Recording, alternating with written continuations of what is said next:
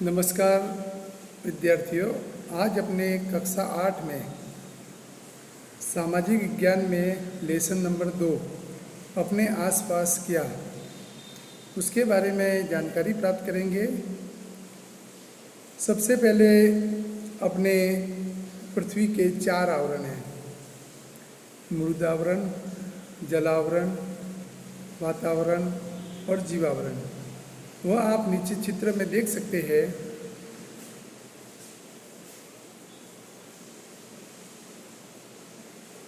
मानव जीवन और आवरण, वह भी अपने देखो 4 भागों में बटा हुआ है।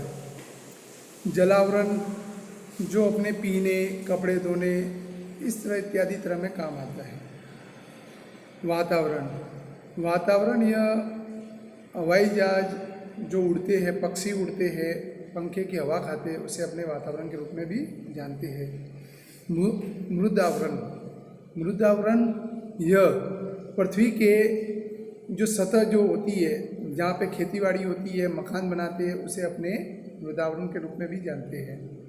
और जीवावरण, ये तीनों आवरण जब मिलते हैं तो वहाँ पे जो व्यक्ति निवास करता है, जो रहता है, जो जीता है, उसे जीवावरण के रूप में भी अपने लोग जानते हैं।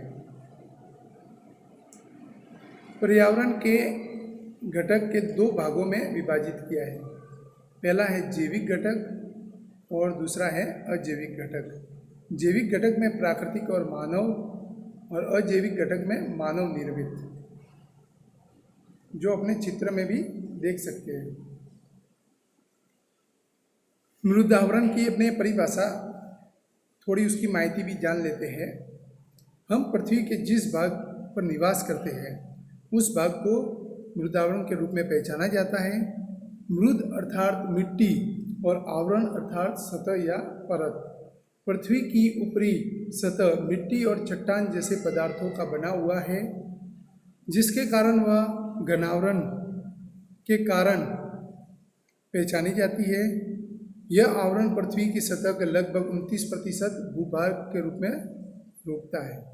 यह सतह लगभग 64 से 100 किलोमीटर जितनी मोटी है। यह सभी स्थान पर एक समान मोटाई नहीं है, फिर भी अंदर या बाहर एक समान आकार नहीं है। यह लगभग मिट्टी और चट्टान जैसे द्रव्यों की बनी हुई है।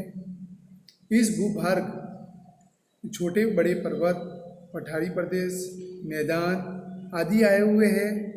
सतह से शुरू करके जैसे जैसे हम गहराई में जाते हैं, वैसे वैसे तापमान में वृद्धि होती है। अब अपने जलावरण के बारे में थोड़ी जानकारी प्राप्त करते हैं। पृथ्वी की सतह का नीचे वाला भाग पानी से घिरा हुआ है, जिसे आवरण जलावरण के रूप में पहचाना जाता है। पृथ्वी की सतह पर भूभाग की तुलना में पानी का भाग अधिक है। जलावरण लगभग 71% जितना भाग रोकता है।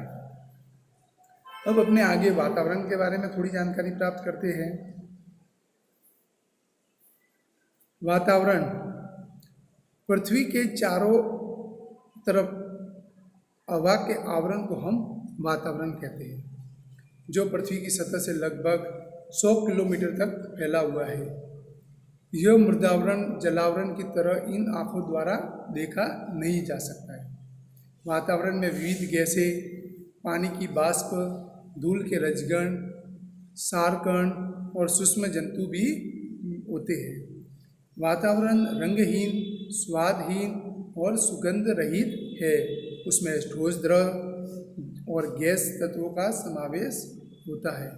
उसमें लगभग 78% जितना नाइट्रोजन, 21% जितना ऑक्सीजन और 1% जितनी अन्य गैसें आई हुई है।